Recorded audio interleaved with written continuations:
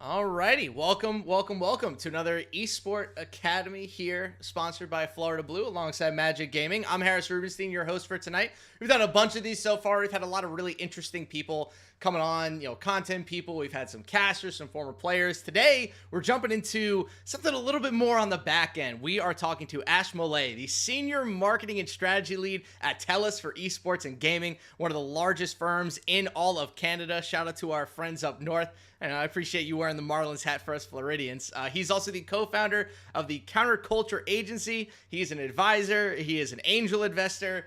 You wear so many hats, I'm losing count. But hello, Ash. Thank you for joining us today. How you doing? For sure, yeah. Thanks for having me. I'm super excited to be here. I am based in Canada, but I do spend winters in West Palm Beach, as I had alluded to earlier, because I really respect and appreciate the weather and the scenery down there. So excited to be talking to you. Hey, you know what? That's why I moved down here. The weather and the scenery is the best part, though. The snowbirds, I'm not too thrilled about it. It's causing way too much traffic for me down here. Yeah, for sure. But first things first, start us off. What exactly do you do? What has been your role these past couple months, years working at Telus? Yeah, sure. So, for context, as you mentioned, obviously, Telus is the second largest telecommunications company in Canada. Revenue close to $20 billion a year. They offer internet, cell phone, and cable solutions to Canadians. My role within Telus is to really understand and figure out what a company that large does within gaming and esports. So it's about identifying opportunities within esports and gaming, pursuing them, trying to understand if they make sense for us to do at scale, and then moving them to scale. So you mentioned during our pre-show chat that you did a little bit of consulting in the esports space before this job, but that this is your first massive role in esports. What were you doing before you got into this? And what was there like a moment where you're like, you know what? I got to get into gaming. Like, what was the transition from point A to where you are now? Yeah, I think it's always interesting when you look back at your career path and try to understand like how you got to the place that you did. And I think gaming and esports, as with a lot of emerging industries, it's not necessarily the path that a lot of people set out to get to.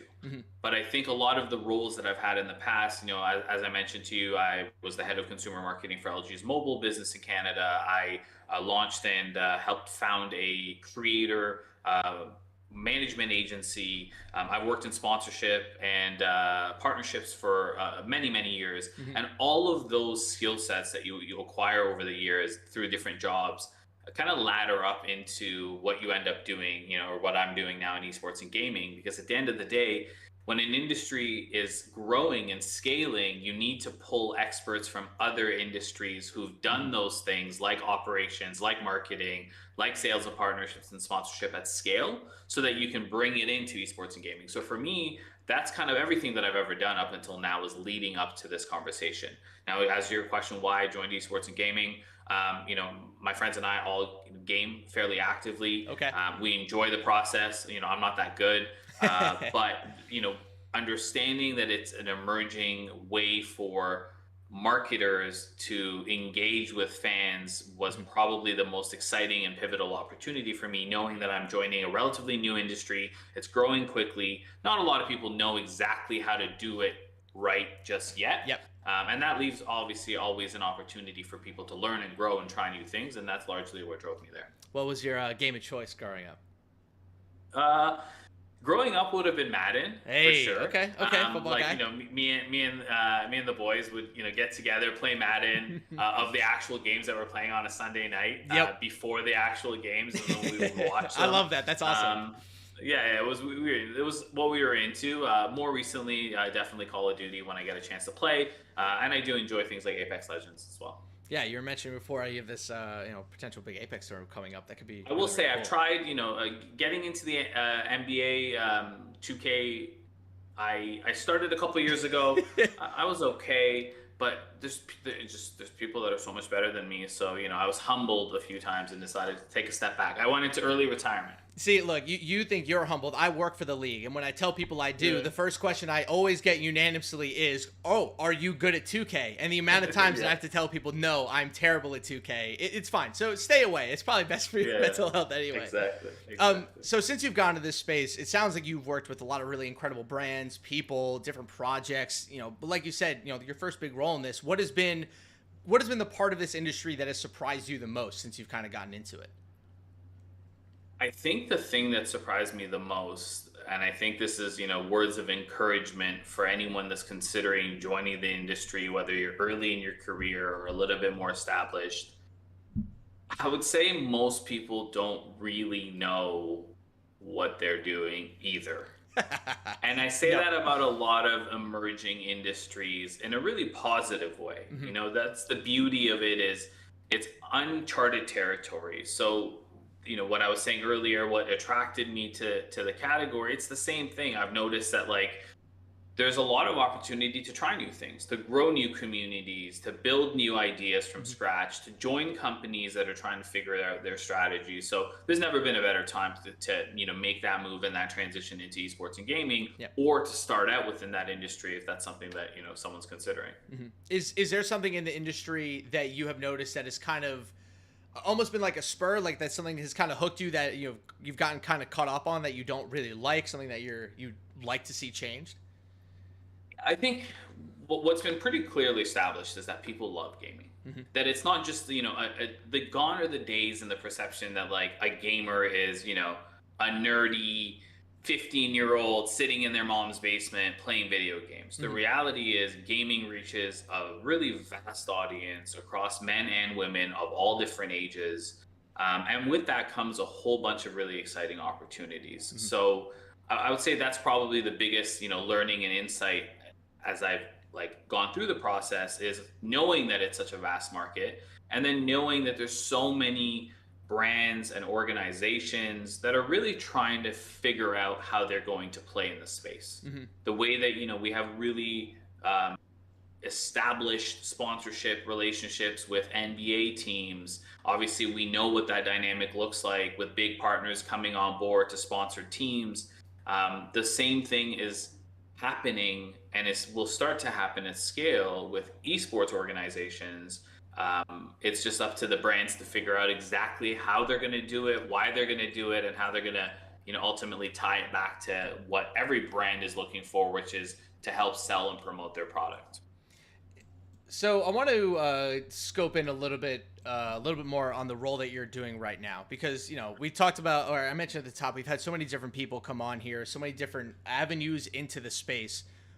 What is strategy inside of a marketing company for esports and gaming? Like, I feel like it's such a, I don't want to say it's like a hidden word, but it feels very broad. So when I see marketing and strategy lead, like what exactly do you do? How do you apply strategy to this space?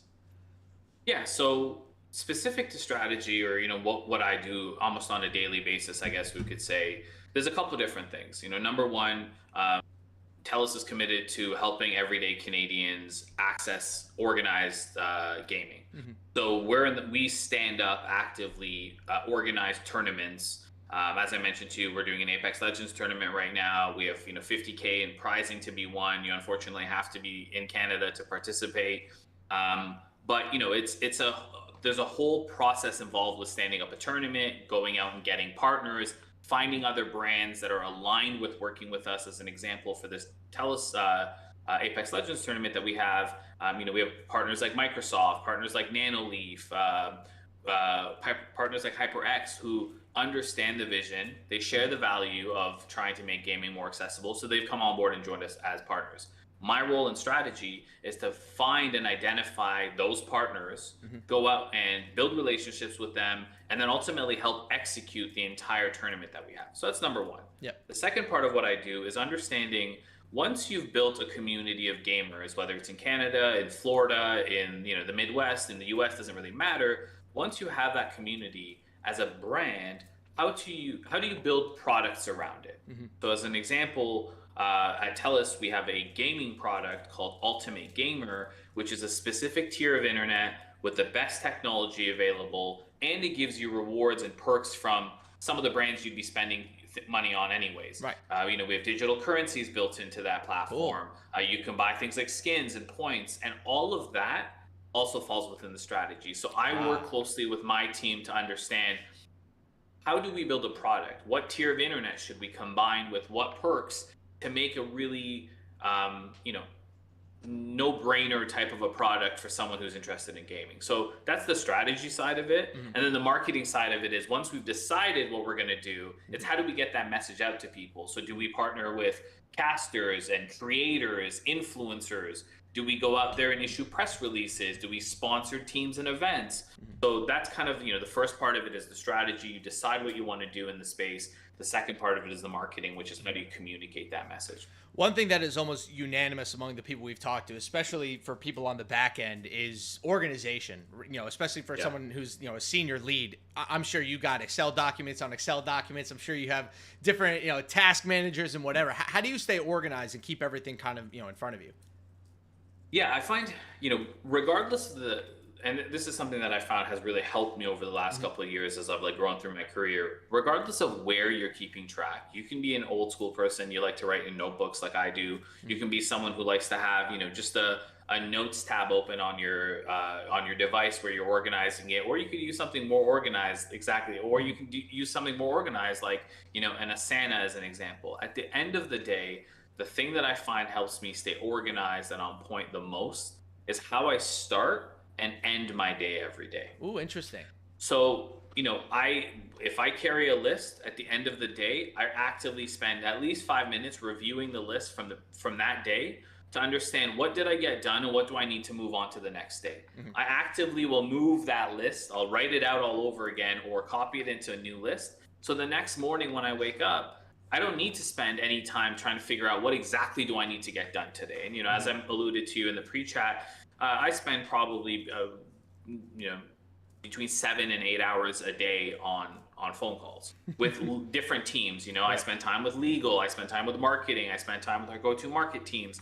So being able to organize my thoughts day to day is really important. And being able to just immediately start the day is probably the most important thing. And the last part that I will mention is, I find having blockers in your calendar as you start your career, you might not be able to block out an hour when you just started a job without someone questioning you.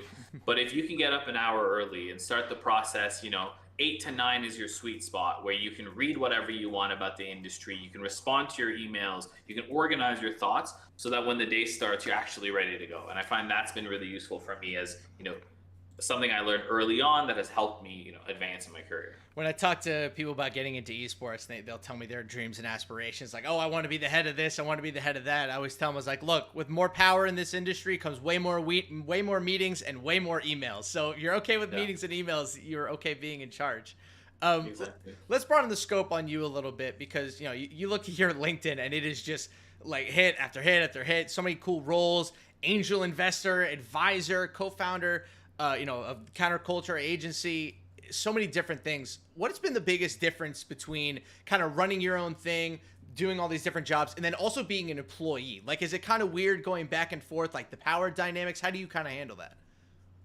No, I think, again, it's all about organization. I try not to have too active of a day-to-day involvement in counterculture as a business, because I'm so focused on getting things off the ground with Telus as a strategy and as an opportunity. But I think the biggest thing, and one of the questions I always get is what's the biggest difference between owning your own business and working for someone else? Sure. Working for a corporation, if you will. And I think the biggest difference is understanding that when you own your own business, and my dog is going to make a segue into this video. When you own your own business, at the end of the day, you get to call the shots. You are the final decision maker, for better or for worse. You're the only one that's responsible for that outcome. When you work for a larger organization, whether it's companies like the Orlando Magic or the NBA or Telus or any large company, it's much more likely that you're going to need to learn to work in a greater capacity with others and to lead by influence and not authority.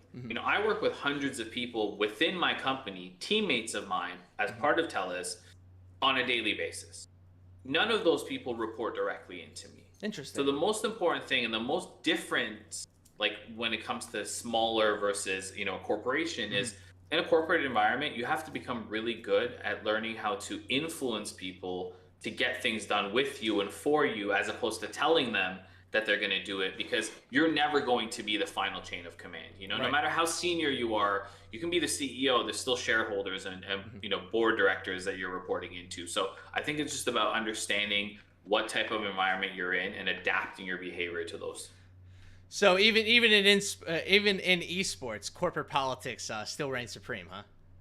100%. Anytime you want to build anything at scale Hmm. in an organized way and get it in front of millions and millions of consumers, you're going to need process and structure to get that done. So Let's talk about those millions and millions of consumers, because esports is such a wild place. And also, by the way, speaking of consumers, we are giving away a free copy of NBA 2K23 today. We do have a couple of people watching us amazing. live. If you guys want to toss a question in the chat, you guys will be eligible to win. Also, at the end, we will be picking a random viewer if we don't get questions. So if you want a question, you can ask Ash, and we'll put you in the running for a free copy of 2K. At this point, I mean, Very hey, cool. if you've waited this long to buy the game, a free copy is probably what you're looking for anyway. Let's go back Yeah. to the audience at large when it comes to esports. The fan base just seems to keep getting bigger and bigger and bigger. But you're seeing a lot of these leagues have a lot of issues. Overwatch League having some issues. You have League of Legends having some issues with franchising. Like, despite the audience seemingly growing, you still have a lot of issues on like the league side and on some of these game sides. Is there something that you've noticed in your time in the industry that you think is the cause of this, or do you think it's an amalgamation of a lot of different things?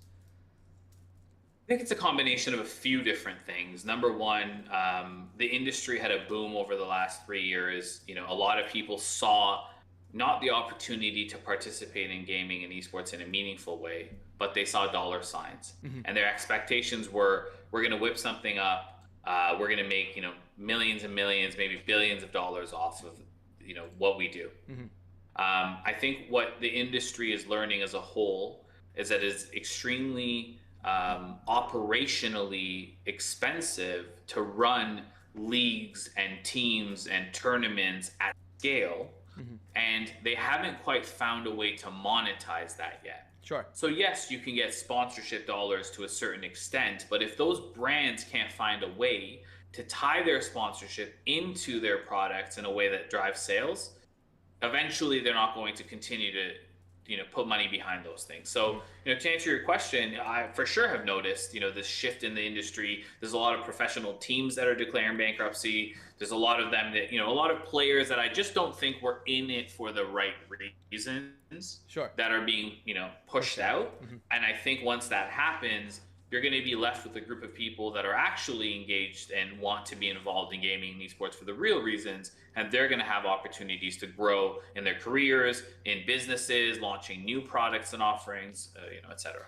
I think this might sound a little silly, but I think I've always thought that the concept of it being called esports has always kind of worked against it. Just because when you think of sports teams, right, a lot of the money that sports teams bring in, obviously jersey sales, ticket sales, whatever, but it's media rights deals, right? The NBA signs a massive contract with ESPN that gets divested, or that gets divided across every single team. So they're making $200 million, $300 million a year just by existing and being on television. We don't really have that in our industry, because the publishers at the end of the day have really been the companies driving the esports, driving the production and stuff. So that kind of that revenue stream just hasn't really been there.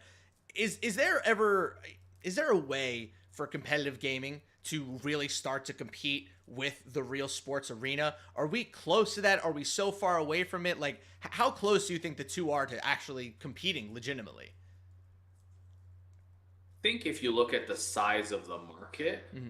there's no reason why professional gaming shouldn't be able to compete Mm-hmm. with other professional sports. Sure. If you look at just the interest and the size of the market, I don't think that, that's an issue. Mm-hmm. I think the challenge with gaming and esports is that there's so many titles out there that, if you're playing basketball, it's one sport.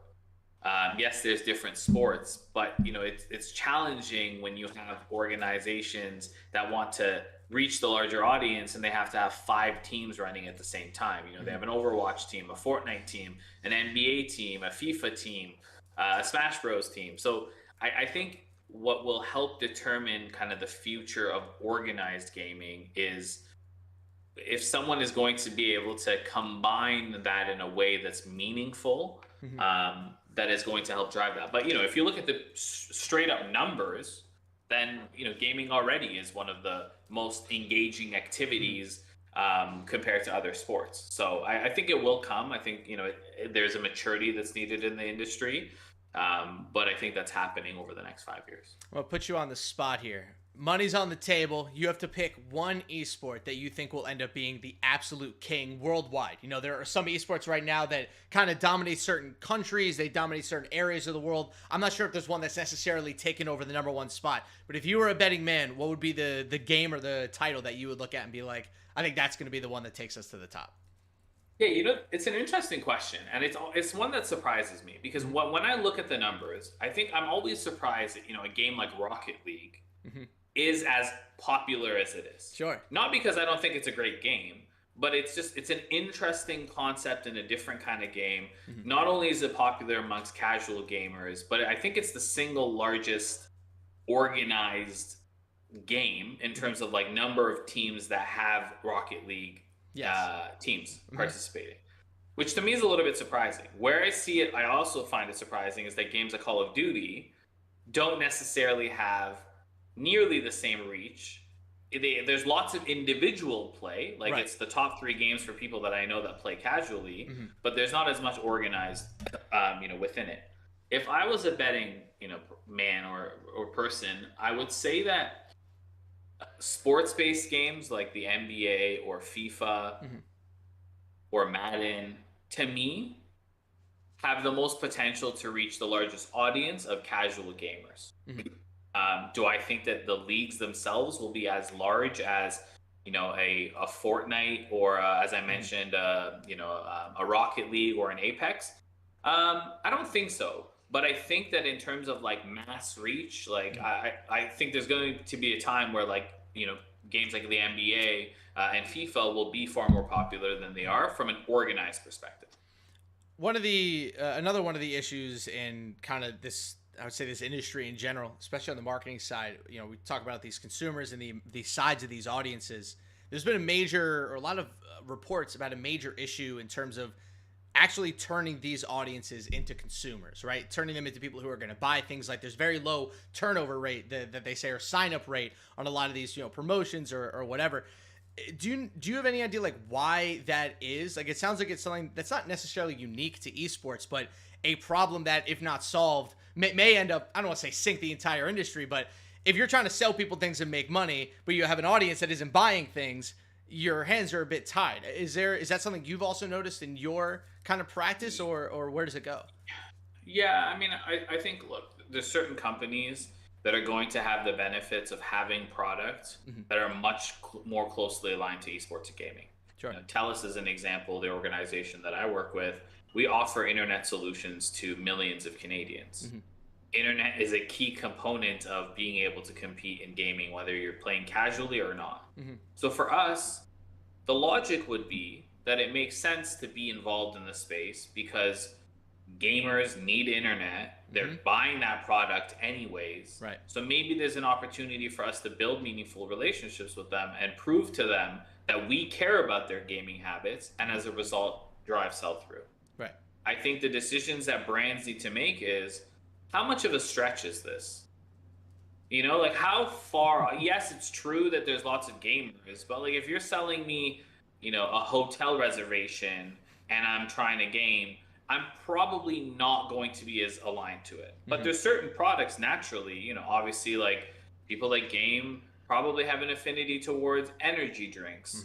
Hmm. They probably have an affinity towards technology brands, whether it's consoles or accessories or gaming chairs or monitors or any of those types of things. So I Hmm. think figuring out what your product is, and if you're 3 degrees removed from what a gamer is looking at when they're gaming, Hmm. you might try to sell it to them based on behavior. Like, yeah, you might like a shirt that you see, Yeah. but you're not looking for that when you're playing Call of Duty. Hmm. So I think the opportunity, and it's still a vast opportunity for a lot of brands, just like deciding, do I really think that a gamer is going to care about my value prop right now? And if not, then I need to reevaluate my strategy. This might, again, I've said maybe one or two silly statements, but one thing I do like about your job title is the fact that it has a separate designation for esports and gaming. Like, I know that obviously you can't have esports without gaming, and at this point, I don't know if you can have gaming without esports, but they are two very different things. And while they are part of the same industry, they are two very different audiences because, like you mentioned, the casual gamer audience so much bigger than an esports audience, but at the same time, one might be harder to market to. They're both looking for very different things, and obviously the uniqueness of every single game and all their audiences kind of stacked on top of that. When you're kind of coming up with different strategies, do you notice a difference in how you have to plan for something that's for esports and then for something that's for the casual gamer, or do you kind of keep everything within the same lines just so it's easier to cross over? No, I think we keep them, I would say like there's a little bit of crossover, but Mhm. like certainly your point around, um, esports or like people who are interested in competing, Mhm. being competitive within their, whatever game that they're playing tend to be a little bit more niche and focused on the gaming components.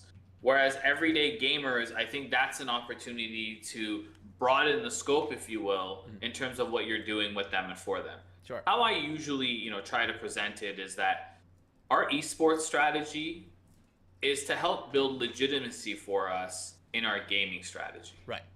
It's like, So it's one I would supports say the that other. exactly, like of course, when you look at the NBA and brands, that are partners of the NBA, they have a strategy for people who play basketball Mhm. regularly in an organized way or in a semi-organized way, and Yep. then they have a different strategy for people who might be playing, once every couple of months, but like watching the sport at home. Sure. There's naturally a different strategy, and that's how I see esports and gaming as well. As the esports segment is a little bit more niche. Mhm. We message, the messaging is a lot tighter around what they can expect from a value perspective, and then gaming one tends to be a little bit more broad. So let's, you've brought up a lot of great points. I feel like I could talk to you about the industry all day. But one thing we do love talking about here, since we are sponsored by Florida Blue, is the mental health side of esports. And I think we mentioned it during our chat where it was like you're a grinder, you work a lot, you have a lot of responsibilities. But at the end of the day, how do you manage time for yourself in the middle of all the things you're doing? Kind of how do you manage your own mental health? Yeah. Everybody has different workloads that they can handle. I know people who can work 11 hours a day and be fine. I know people who can only work 4 hours a day, and that's the most they can handle. So, that's kind of me. But Yeah. how do you kind of manage the time for yourself in the middle of all the stuff you're doing? Yeah, and honestly, I think it is something that I always struggle with. It's something that I have to actively work on. I don't think that there are early on in your career. There's something to be said about making sure that you're getting the work done and then some. Mm-hmm. When I started out in the industry, working in marketing, working in experiential sponsorship, I was working. I would work, get my meetings done during the day, and then get things done after 5 p.m. I think early on it's part of like it's almost like the rite of passage to get to that point. But I think that the sooner someone learns what their personal limit is Mm-hmm. and works around it, the better it is. Not the to your point, right? Like not everyone is the same. Yep. Some people thrive off of the idea that they're always working and keeping busy and moving things forward. And some people thrive off of working really hard from 9 to 5 and then putting their phone away, putting their laptop away, Mm-hmm. turning on do not disturb on all their channels so they can reset their mind to then come back and kill it again the next day. Mm-hmm. There's no one size fits all model there. For me personally, I find that it has been one of those things that's always been a challenge for me. When I get those reminders from my partner, I try to take heed of them, and I think part of it is just like looking up and looking around you at how it's affecting your life. If your hustle mentality or your work dynamic is affecting your relationships with others, your relationships with loved ones, friends, family, your dogs, whatever that may be, that's a good time usually to take a step back and reevaluate. But I think everyone just needs to figure out their own like dynamic and not compare themselves to others. Just because you're not working 11 hours doesn't mean you're not more efficient or less capable. It just means you're prioritizing different things, and that's also important. And I think a big part about that, you got to be okay failing, right? Like you got to be okay like going through the process. Like let's say you want to try working 12 hours a day and you just realize that it's not for you. Like that's okay. Like you tried it, it didn't work out, move on to something else. I Yeah. find that a lot of the young people I talk to in this industry, they're so terrified of failing, and that they're going to fail once and they'll never get another opportunity in the league again, or in a league again. Yeah. People on Yeah. the production side who might make one or two mistakes and think they'll never get hired again. Were there any examples early on for you that where you like failed and you're like, you know what, this might not be for me, and then you come back the next day, brush yourself off, and you're ready to rock again? Yeah, I mean, I think a lot of like the biggest accomplishments you have start with failures and the learnings from them, right?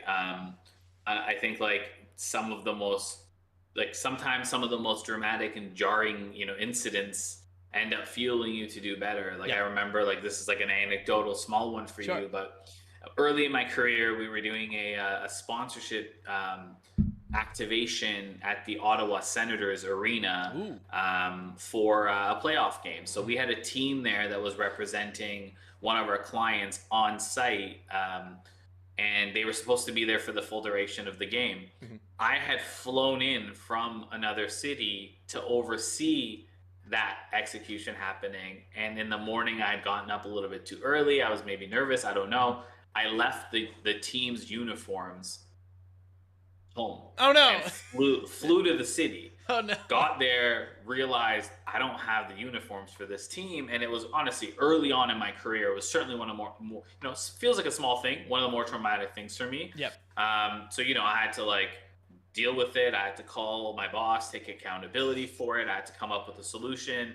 I tried to go to a mall to get the t-shirts made. It wasn't working. So we ended up actually just, paying someone to drive them, the 4 hours that it was to get them to the city. So, that was certainly one of those moments where you learn after the moment had passed. Mhm.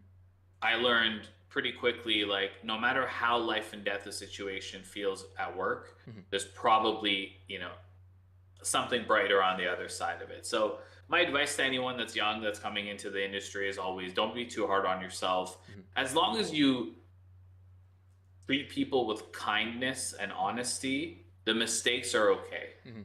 Where it becomes an issue and where people won't hire you and the industry becomes very small very quickly Mhm. is if you're making mistakes and you're not being, nice to people, and you're not treating yourself and others with integrity. That's when that can catch up to you. Mhm. As long as you're a good person and you're being nice and authentic to people, they're willing to forgive those mistakes because everyone makes them. So Right. You also got to learn from those mistakes. As somebody who has made the same mistake multiple times, people don't like that. So you try to Yeah. learn from those too. You Exactly. just said something that really rings with me. The idea of how small this industry is, and heck, we were talking before, and it's like you listed off like three people. You're in Canada. I live in Southeast Florida. I know that you do come down here, but even you were able to mention three people that I had heard of, and I had just met you today. Like this really is like the smallest industry that you can. Has there been? I don't want to. You don't have to use names. Are there examples that you have where somebody's reputation has kind of preceded them, where you're like, oh, I've heard something about them, and then it comes true? Like, how much do you take kind of the reputation into account when you're working with big brands and Yeah, stuff? yeah. I mean, look, I always give people a chance, Mhm. but certainly, as you grow within your career and you build a network of connections across companies and organizations, Mhm. you lean on your network to give you kind of the unfiltered, insight into other companies, other Mhm. people, other teams, etc. Yeah. So, yeah, 100%. As you grow through your career, the people that are not, treating themselves with integrity, being honest and open, treating other people with respect, that type of reputation does carry itself over. Mhm. And more, I think people would be surprised at how much that information flows through the veins of, Mhm. the professional community. um, and certainly if I see someone reach out to me and I know that they're connected to someone else I know on LinkedIn, I'll message that person to kind of get a gut check. Mhm. That's the thing about social media now, is it's very easy to understand and to know who's connected to who. Mhm. In the past, you could kind of get away with it under the radar. Sure. But now it's literally like I can go on LinkedIn, Instagram, and Twitter and find someone that I have in common with most people in this industry. Mhm. And in that case, I could follow up with like a, hey, how do you know this person? Hey, what's the vibe about this? And get a pretty good check. So again, it goes back to what I was saying. Like at the end of the day, just make sure that you're going into things for the right reason. You're willing to learn, and you're open and honest with people. And then I don't think there's anything to worry about. There's one thing I was going to mention, and I think Please. it's super important because as you're starting out, a career within an industry, as if someone has an interest in esports and gaming, yes, it's true that the path that I took is a possible one. Mhm. You really hone your skills in a different area that also has that same role within esports and gaming, whether it's sponsorship or sales or operations, casting, you name it. Mhm. You can learn it somewhere else and then apply it to gaming. Yeah. But if you're going up against another candidate who's done the exact same things as you, but they did them in gaming, it makes sense why someone might choose that candidate over you, even though if the skills are the same. Right. So, what I would say early on in your career, as you're considering things like internships or co-op arrangements or short-term employment, if you're interested in esports and gaming, that is the best time for you to volunteer your time or get a temporary role within an organization that's esports and gaming, Mhm. because that's when it's like the lowest barrier to entry into an industry that you want. Mhm. And then you could work your way through the ranks of that industry. And as you apply for additional roles, you'll always have the backing of, hey, this person started in esports or has some experience in that space. I'm gonna ask you to pet your dog because they I just looked up was, at you yeah. with the cutest eyes. You're Yeah, like, "Hello, exactly. who are you talking to?" Yeah, exactly. It's a good leeway. Let's we got about 10ish minutes or so. Let's talk about the future of esports and kind of the future of where this industry is going. You're on the strategy side. If there's anybody who's probably thinking about what the future of this industry is going to look like, it is likely going to be you. So let's talk about this from a consumer standpoint, right? Whether it's trends, brands, whatever it is, what does esports need to do to become more stable? Like it is a great industry, but I would never really apply the word stability to it. It is rocky. It is a roller coaster. How do the seas get a little bit calmer over the next couple of Yeah. years? Yeah, as I mentioned too, I think number one, there's going to be a downsizing and a lot of like operations teams, organizations that are actively trying to monetize and participate in gaming in the short term. Okay. I think that will be followed by a growth of the ones that kind of remain Mhm. and some new companies coming in once it's a little bit more clear, and they'll likely be tied to things like measurement and tracking and data tied to esports and gaming. Mhm. I think that's number one. Number two, I think the way that we saw with the influencer space, we're going to see a growth in creators and casters having more influence in the space Mhm. and being able to impact their communities. And I think with that comes opportunities with, for people who are looking to jump on Discord or Twitch and grow their audiences and build their network so that they can monetize it in a different way. That's another part of it. Mhm. But I think as a whole, the industry is kind of lacking a little bit of structure and a Yeah. path and a vision. And I think that will come. It's the only industry that I would equate it to is if we saw this happen much more quickly in a shorter life cycle with like NFTs, Mhm. right? Yes. Like there was this massive climb. Everyone wanted to be involved in that space. Not a lot of the players, as I mentioned, were in it for the right reasons, which is also what happened with esports and gaming. And then Yep. that bubble burst. And now what's remained, and it's not that NFTs are dead, if that's what you want to call it. It just means that now there's a whole bunch of really smart people that are in it for the right reasons that are now looking to rebuild that industry. The same thing applies for esports and gaming. So I think that if you're someone who's looking to join the industry, it's only going to get bigger. Who knows what the future of consoles, the future of gaming is going to look like with things like VR and AI coming into the mix. I think the future is only going to get better and more interesting. Or maybe like an episode of Black Mirror, or maybe a combination of both. Probably a But, combination I think, of both. exactly. But I do think there's a ton of opportunity for people to join the industry, grow within it, and if you have good ideas, take your shot. Like there's no better time to enter a new industry than when it's in its infancy, because nobody really knows what they're doing. So Yeah, one of the optional questions that I have written down, by the way, notes app, I have written down. How do you think AI is going to affect the gaming space? And because you just brought it up, heck, I'll ask it. How do you think AI is going to affect the gaming space going forward? I think it's going to make like gaming significantly more immersive than it is today. Okay. I think AI can be adapted into the way that you can interact with a game. When you look at things like, yes, online gaming is important, but the way that you as a player entering a world can interact is still very scripted. Yes. Right? Like you're going in, you're talking to a player, or a character in game, and they're telling you, a handful, maybe 5, 10 pre-programmed responses or paths forward. Yep. I think AI is going to allow an infinite level of interaction with games. That's going to be combined with things like AR and VR as it becomes more integrated, or even if it doesn't really matter. What will happen is games will become far more intelligent, far more immersive, which I think will drive people to play and interact with them even more. Yeah. And I think that's probably the biggest, contributing factor in terms of like how AI will impact the gaming industry. I just think games are going to get better.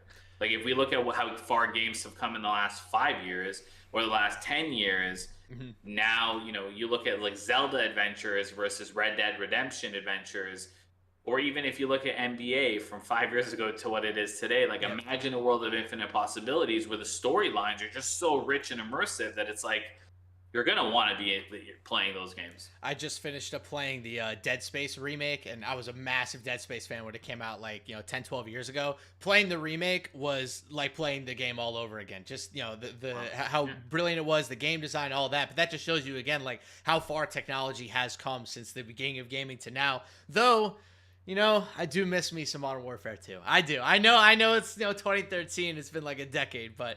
my biases stand. Let's wrap things up here with a couple final notes for any of the college kids who might be watching, high schoolers, or people who are out of education who are just trying to break into the industry. Any general kind of notes that were given to you when you first started kind of in this that you want to share and pass along? I would just say, depending on what your short-term and long-term goals are, you want to consider like where you're going to land.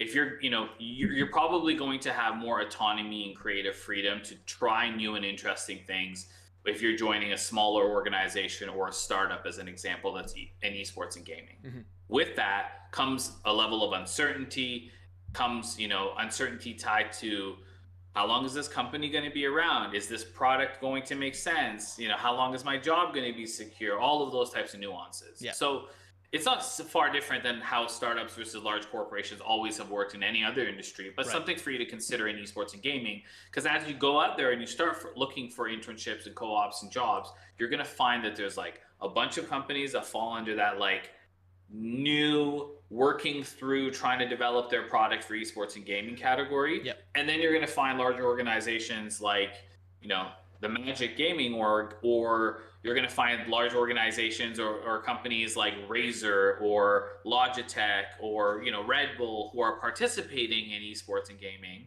where there might be a little bit more security, but because they're more established, you have less creative freedom and, ability to necessarily move the needle. So that's probably what I would say is, when you're making those considerations is like decide what your level of comfortable risk is and act accordingly. I like that. That is a great marketing line. Judging risk and reward. I like that. Well, Ash, thank you. Really appreciate you coming along and giving us some great tips. It's great to hear your story as somebody who, I don't want to call you new to the space, but definitely a heavy hitter. Happy to have you part of this industry. And I know you're wearing a Miami Marlins hat, but as a Red Sox fan, I think I can let it slide. Well, right. I was gonna wear my Toronto Raptors hat, so I'm glad that we can let things slide. Different sports, so keep it there. But listen, all jokes aside, I enjoy chatting with you. If anyone that sees this broadcast, my social media is sponsored by Ash across the board. Reach out if you want advice or opinions or thoughts. I'm happy to share with anyone who's looking to break into this industry. It's on the screen right under his wonderfully bearded face, so definitely hit him up, guys. Give him a follow. Ash, thank you again. We will see you guys next time for the next Magic Gaming Esports Seminar, brought to you by Florida Blue. We'll be a surprise guest next time, so be here in a couple weeks. We'll have another great guest for you guys. But for now, we'll see you.